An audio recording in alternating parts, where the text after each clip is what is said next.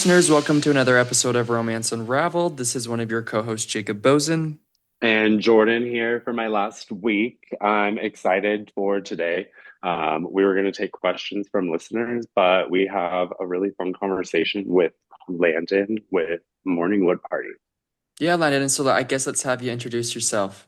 Cool. Yeah. Hi, everyone. I'm Landon. Let's see. I grew up here in Utah as a Mormon boy. About 14 years ago, I found a man who's now my husband. We've got two kids, and I'm a barber and a behavior specialist. So I spend a lot of my time behind a chair doing really cheap therapy, is what it feels like.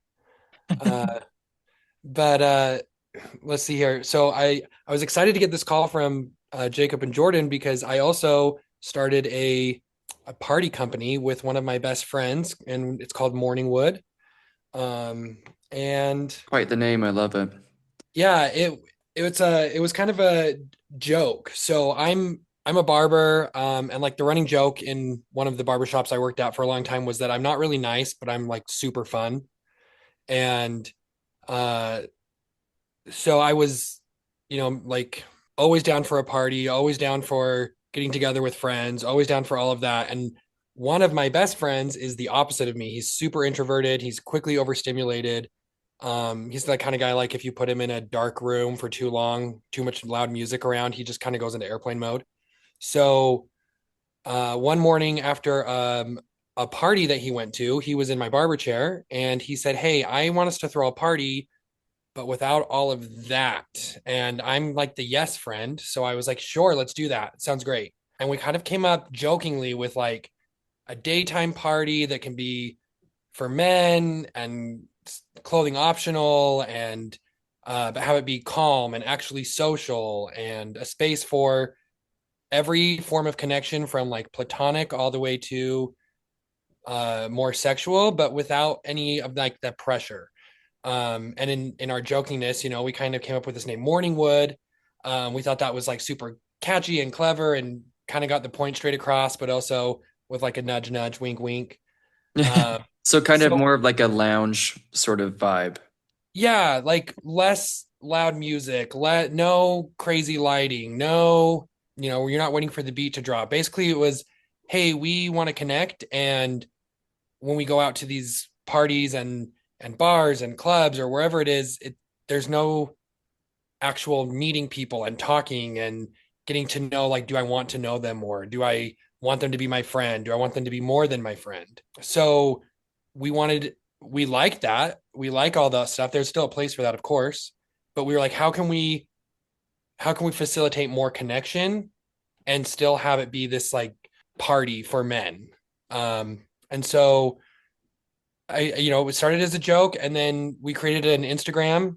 We thought we'd have two parties, maybe one.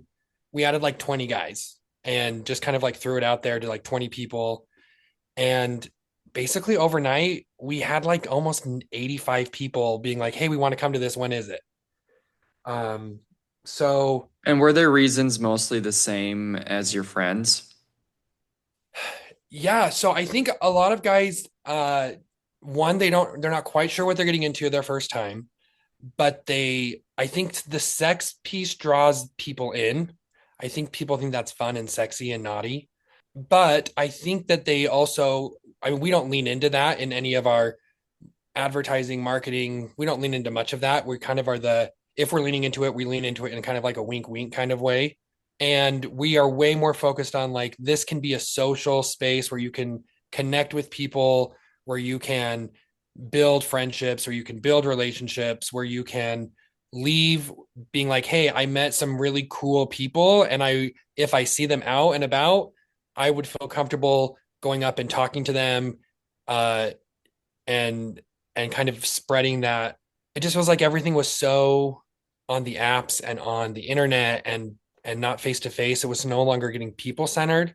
And we kind of wanted a way to like, how do we bridge that gap? How do we still have a fun party and make it a little bit more people centered, a little bit more, you can leave here being like, I just made a new friend. Hmm. That's totally true. I think I like my medium for like when I feel most myself is always on a dance floor. but that Oh takes yeah. away from like being able to like hear people, like actually connect. And like your goal, I think, when we're going out is to, have the chance of taking somebody home. And like oftentimes it just doesn't happen because there's no way to connect, or there's all those barriers of like they're with a group, they're by themselves, maybe they're too drunk. So you I guys started this back in June. And I know, like, I was talking to Kevin as well, and he says like it's been fun to watch some like relationships flourish or like start. yeah, it's actually something that like I think we put that down as our goal, but we didn't expect how fast friendships and relationships would actually form through this. Um, like last night I was at a bar, and I had like three or four people come up to me and say that they now love going out because they get to run into guys that they met at Morningwood, and they're like, I run into friends now, and then they introduce me to their friends, and it's not this weird like, oh, I'm scared to go talk to that guy because they're like, well, I mean, we've 6 months of a party of anywhere from 100 to 200 guys. You kind of build a circle really fast, and it's 200 guys that are willing to sit and talk. We don't allow phones, so no one's like in their own world. They're kind of forced to put their head up and talk, and it's I think that's how come they've happened so fast, because you're able to be like, oh, I chatted with that guy for an hour in this group outside or in the hot tub or in the sunroom, and then all of a sudden, you see them out and you're like, hey, good to see you, and they're like, oh, these are my friends. It's kind of fun to watch. One guy last night even was like, hey, I used to avoid going out alone, but I knew if I came I was going to run into a couple guys that I saw at your guys' party. So I was like, yeah, please do. Like, come out, come say hi, come. I mean, your community should be able to grow and not feel like we're forcing it to grow, but allowing it to like, I think the art of how do we grow community is really hard and also like a dying one, right? Um, I mean, yeah, and we've got bars closing. There's yeah, like not a we're lot of down spaces, and there for are pretty sure. limited to those like late night hours. Yeah, yeah, yeah. So uh we were kind of like, how do we bridge that gap? And I also think gay men in particular, like we just connect differently and we connect in so many different ways, whether that even without the sexual piece, we just connect differently. We want to talk, we want to engage, we want to um build something that's a lot more than surface level. And then we have all these events and parties that like don't really like, they're not conducive to that form of connection. And so we like that. That was fun. I have a lot of fun at those kind of events. So we were just saying, how do we bridge it and make it both? Yeah.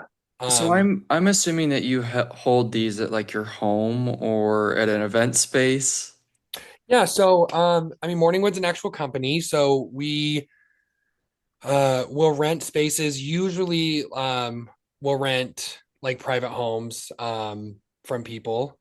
And then we set it up in a very, I mean, we're going into winter, so it's gonna look a little different now. But the last 6 months, what that looked like is, a yard with we have a DJ, but just playing some really not loud, but just some fun music. Um, and we provide like a full spread of food, and guys check in their phones when they show up. And then for the warmer months, we invited them to, come in Speedos and caftans and wide brim hats and try and just kind of lean into like this weird, fun fantasy world. And then in the inside spaces, we usually have like massage tables set up, and not like from a professional massage therapist there, but if you meet a guy and that's what you guys are wanting to go and do, and that's great. But inside's more like spa music and really chill, really cool, like temperature wise. I mean, depending on the house, sometimes we'll have like a gym. Sometimes we try and like mix it up. This last party, there was a whole Nintendo Switch room where guys could play Ooh, that Nintendo would be Switch. fun. Yeah, it was a lot of fun. And then, some of them wanted to play naughty games on with Nintendo Switch. And So my question, So I'm kind of opposite of Jordan here. So he like lives and breathes on the dance floor, and that is totally not my world. Like it's usually for my friends. They have to practically pull my teeth to get me to go out to like these bars. Yeah. And so my question is like what I'm hearing is good, but my what I'm I guess kind of confused by is why, if it's like based off of connection and friendship and potentially finding relationships, like why is it so heavily focused on, and if it's not, you can correct me, Yeah. focused on like sexual aspects to it, so that it seems like there's like a sexual twist to it. Does that make sense? Yes, it does. And there is a sexual twist to it. I think it was, how do I want to word that? I think that when we were at these parties and clubs, Kevin and I, we were talking a lot about like, this is fun and on paper we should really be into this. Um, and it just wasn't happening. And a lot of it came down to just we were so overstimulated and so and also I think a lot of us are a lot more demisexual than we think we are. And so like having, I don't know, for a lot of people having like a random whatever with someone isn't fun, but sometimes having a makeout with someone that I'm super into is super fun, even if I just met them an hour ago. So we kind of were like, well, how do we allow for that to happen, but also not have it necessarily be like the thing, right? There's plenty of parties around every big city that's the thing. You show up and it's kind of like a wham bam, thank you, and we're moving on. And I think for me and Kevin, when we were talking a lot, we kind of came up with this party over, 4 or 5 haircuts. Uh, we started from a place of, especially like for me, like I got married at 22 to my husband, and he was married before, but at 21, and we both grew up Mormon. And so at 22, all of a sudden I had 2 kids and a husband, and my life was very straight. It was like the same script as all my straight friends, regardless of their religion, but it was just 2 boys with like better clothing, right? And so, um, Is that a bad thing? no, I don't think it's a bad thing, but I think that I realized really quickly that for me, and not really quickly, maybe about 6 years on, for me and also for my husband, for a lot of our friends, as we'd been talking to them, right? Uh, we realized that maybe it was okay that we didn't look straight, but with 2 boys. And so we kind of reinvented and rebuilt. I mean, I personally, the two of us reinvented and rebuilt our whole like communication and intimacy and expectations of our whole relationship. And we found that it got deeper and our friendships got realer, and we stopped kind of like cosplaying as this couple we thought we should be. And part of that kind of opened up, not kind of opened up our marriage a little bit. And we started, that's how I met Kevin is we were dating someone. There was 3 of us, and he and his husband were dating someone at the time. And so we kind of met that way. And this party was just like, it was this like, I think we're okay that we're reclaiming some of that sexuality piece of our lives. I think it's okay that we don't necessarily have to lean into it, but it's there if we want it. I mean, there's guys that come to this party, Jacob, that they never cross into a sexual place at the whole party, and Mhm. they come back and they have a great time and they're building great friendships. And there's guys who they come and they cross over to that sexual space really quick, and they still basically end up leaving having not just a great time, but kind of a forced social time as well, because that's really what our focus is. Um, it is interesting that how quickly that narrative can get away, though, right? We have a lot of guys who they'll name like specific full just like circuity parties or sex parties, and they'll be like, "Oh, your party's just like that," and they've never been. And so we're like, "Well, no, that's not us. It's there, but it's not that's not our thing. Our thing is how do we kind of say it's okay to have that space as well as this space and have them coexist." Sure. Yeah. I guess, and you're going to disagree with this. And so for myself, And I think as a general like rule of thumb here, as far as like functioning for like healthy societies, I'm very adamantly opposed to like open relationships and that kind of thing. And Yeah. so it seems like this is probably like a space, at least, and maybe in your case, and probably successful, as you've said, for you guys, for people to explore that. But, there's probably like some success with that for some people, but I'm imagining for other people, it probably has turned into a lot of drama. Have you seen that at all? Um, I haven't seen it, nor have I been reported there's much drama. Most of the guys that come to Morningwood, I mean, there are plenty of guys in relationships that come. Most are single. And we take some really good data. So like I know like our average age is 37 and our youngest participant has been 22 and our oldest has been 58 and um more than half of them are single guys. Um as far as like drama at Morningwood, there's very little drama at Morningwood. We do that doesn't mean that that doesn't I'm sure guys could meet at Morningwood and drama could exist outside of our space, but we kind of facilitated that.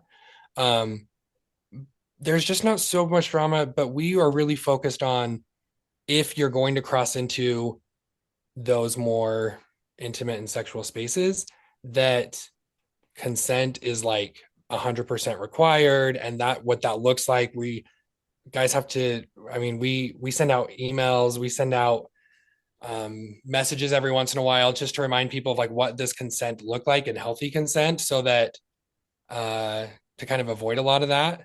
Um, and yeah, I mean, I do think there are going to be situations where in if we're talking about more open relationships and not necessarily Morningwood, right, where there could be some drama, there could be some jealousies, there could be, um, but that doesn't necessarily that hasn't yet trickled over into our Morningwood space. Okay, yeah, I think I have to agree with you here, Kevin, on like, I think one of the most beautiful aspects of my life being gay and being queer is that like we get to live by a different rule book and like spiritually, like our do we though? ancestors, like through time. I think it's important for like not everybody goes in that direction. I think I lived a life like similar to Kevin, where I was like, the thing that was making me the most unhappy was like my partner and I were trying to live up to these standards that just like weren't true to us.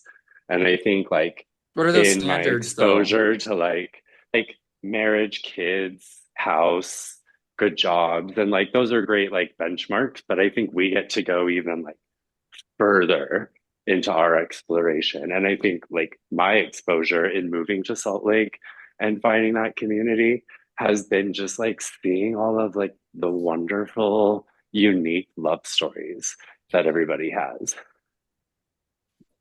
Yeah, and that they can look different and they don't have to. I think what for me what happened was I also realized how many of my straight friends were also living in a different way than what I would have thought the quote unquote norm is or the rule book is. But they just weren't willing to even tell me about it because they were like, well, you have this kind of life, and basically you could have gotten married in the temple, you just married a man. And so they weren't willing to even share it with me until I, said, well, I'm not doing that. And then all of a sudden I was like, oh, this is everywhere. This is and I think that there is, I don't think it's for everyone. I think that there's definitely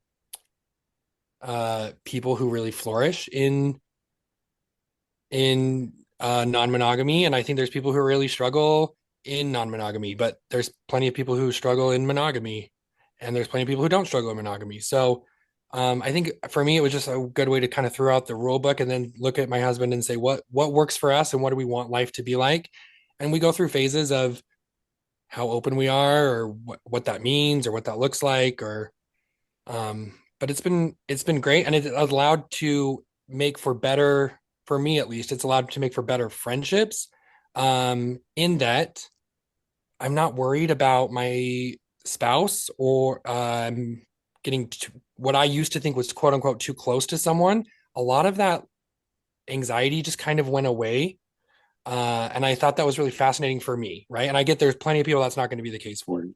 Um, so so the this those friendships have been really great. And then I mean, if I want to bring that back to Morningwood, the friendships that I've been able to make at Morningwood, I mean, I'm going to say like, so we've had 6 months of parties. We've had 7 parties though.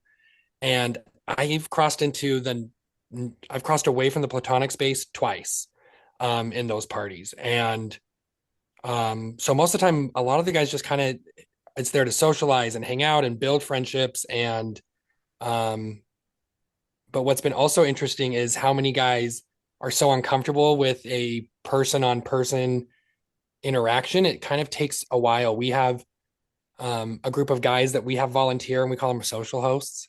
And they're really there to like facilitate, like, oh, have you met this guy? Oh, like to facilitate conversation, to facilitate meeting people because it's again kind of that lost art. Um, and then, we've had people say like, oh, you should have these hosts in the sexual spaces. And we're like, absolutely not. That is not a thing. Like that's you're gonna have to bridge that gap on your own. Um, That is hilarious. yeah, it just was like really, I was like, oh, I'm Adam. Sorry, guys. Um, but so then, they'll say things like, I think it's just attached to app culture, right? They'll say things like, I really want to be able to see, who's a top or who's a side or who, so that I can approach them. I don't want to just approach a random person. And it's like, well, that's part of that. What we're doing here is learning how to approach anyone and just have a conversation that's not even about sex, start with something else, start with, um, or because they would say that and they'd be like, like on Grinder, I can tell what someone likes or what they want to do or what they're there for. So it has been kind of interesting to try and bridge that with guys and get them used to like what does it look like to look around, to introduce yourself to people, to talk again, to flirt again. Like what does flirting really look like when I don't have 2 extra minutes to think about it over a text, right? Yeah. Um, Absolutely. and checking the phones helps a lot with that. We did have one guy recently call me up and say like he was like, I really want a way to send a message to someone while we're at your party without them knowing that I'm sending the message to them. And then he'd be like, because like I can do that on Grinder. And I was like, that's not a thing. Like, so we are trying. It's this learning curve for all of us. It's this big kind of social experiment. But it's been for all of like the heavy things that could happen. Um, I just think that we've gone into it really kind of wide-eyed about what could happen and how we can facilitate people driven connection, and then letting guys just have space to allow that to be whatever they want it to be, so whether that's platonic or all the way to sexual or um and it's worked out so far. It's been pretty cool to see. That's cool. I sound like a really like reflective of like your journey of like the community as a whole and like a pretty fun space. So I'm glad you guys provide that. I'll have to make it to one of them and I can bring Jacob as my plus one. Oh, Yeah, yeah, to be honest, I probably would roll my eyes a lot. That's not a dig at you at all. totally, yeah. I would come and play Mario Kart, and I always love a massage, but like, I would probably be, and this is probably a me problem, but like, I'm pretty judgmental of those kinds of spaces, and I probably would roll my eyes a lot like Regina George, to tell you the truth.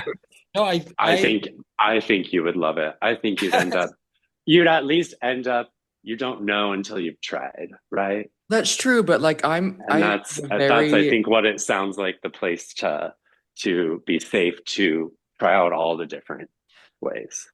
well, it's not to say that I haven't tried things because I most certainly have. It's just I think, monogamy is just the best way to go for like not just relationships, but as like society is concerned.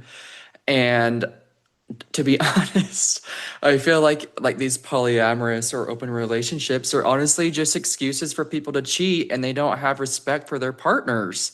Like, I know that that's probably like very blunt and very like maybe offensive, but it's like that's just the way that I view it. I mean, I've talked to so many people who have been in open relationships and they're like, it was garbage.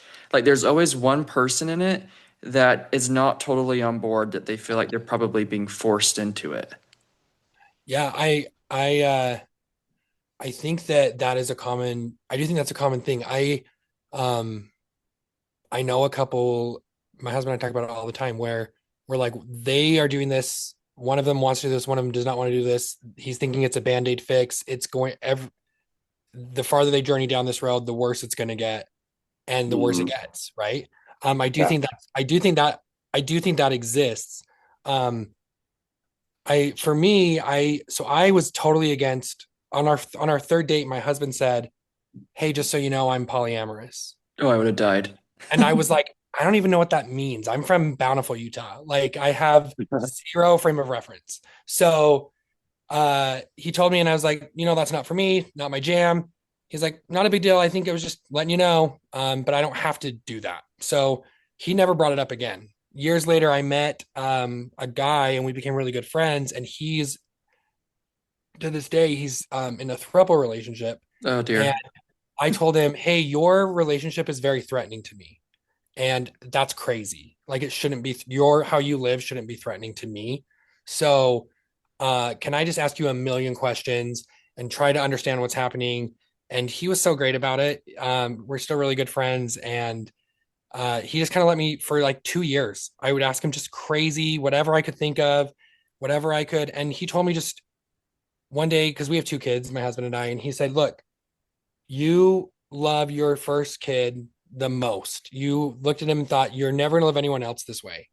And I said, yes. He goes, okay. So then when you had your second kid, did you love them the least or less? Or did you say, I love this more than anyone else and I'm never going to love anyone else this way? But I also, that didn't take away from your first kid.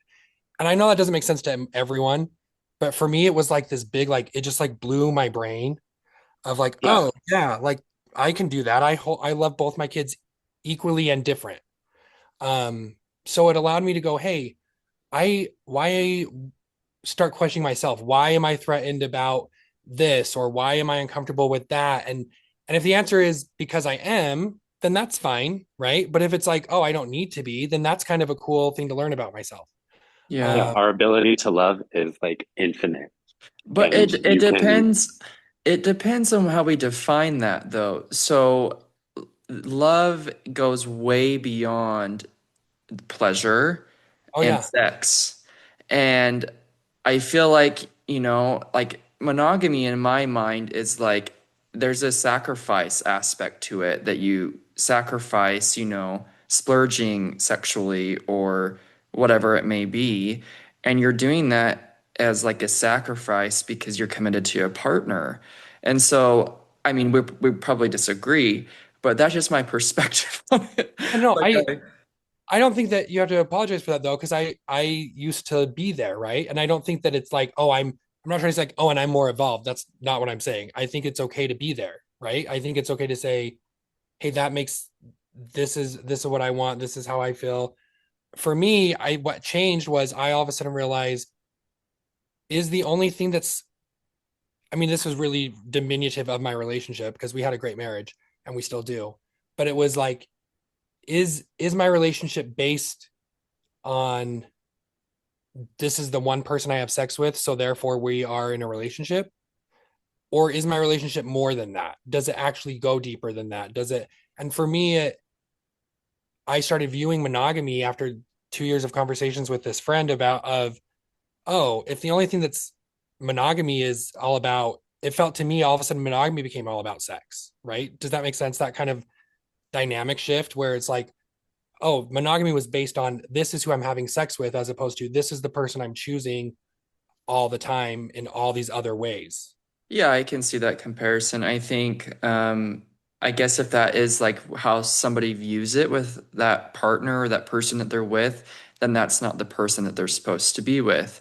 Um, Yeah, no, so I get what you're saying. I'm on your, I can, I can hold space for that. How about that? And I have a lot of friends and a lot of family who are there, and it doesn't, what I've realized is that I don't think my relationship is a threat to them, but their monogamous relationship is also not a threat to me, right? So it's just kind of this, how do we learn how to coexist and go, oh, Mhm. that's okay for you, it works for you. But there's plenty of people it doesn't work for, right? But I mean, monogamy has a 50% divorce rate. So there's also 50% of people that it doesn't Right. work for. Yeah. Yeah, Um, I see that for sure. yeah. So it is hard. I don't think there's a winning answer. How about that? Yeah, that's probably fair. Yeah. Jordan, what do you think? You can close us out here. I am always, like I said, my favorite thing is like watching all of these unique love stories. I feel like we didn't have that many role models growing up, telling us how to love or how to do anything really that was like authentic to us being gay.